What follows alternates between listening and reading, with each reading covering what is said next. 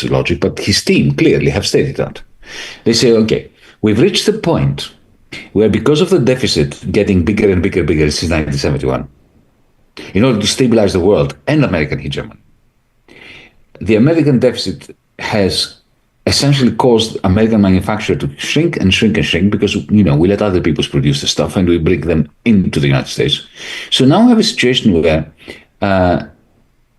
the dollar world, think of the dollar universe, has expanded so much because, all these dollars that keep being printed in order to keep the factories of the rest of the world churning stuff out.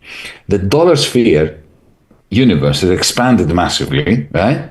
But American manufacturing has contracted beyond imagination. And now we have all this dollar world corresponding to a very small degree of manufacturing. And that's the cause of their concern. They think that, and I think there is a logic to this.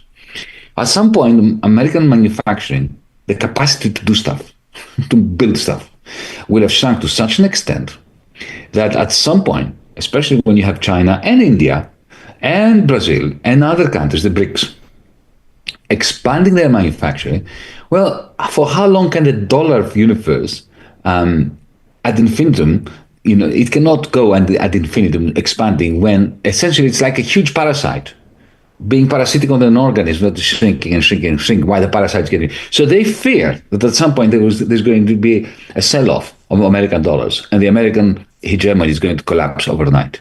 Now, it's not an irrational fear.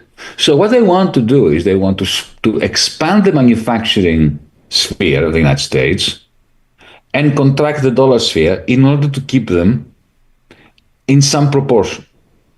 And tariffs are just an instrument for it. Tariffs are not the point. Tariffs are the means, not the end, from their perspective.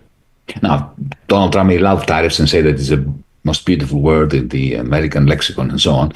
But if you read what Besant is saying, what Miran is saying, they're talking about dividing the dollar in order to expand American manufacturing and using the tariffs in order to force foreigners, those holders, big holders of large chunks of American dollars, to do as they're told with it, which is sell a lot of those dollars without buying Chinese currency, without buying euros, because they don't want to see an alternative currency picking up the slack and becoming a competitor to the American dollar globally.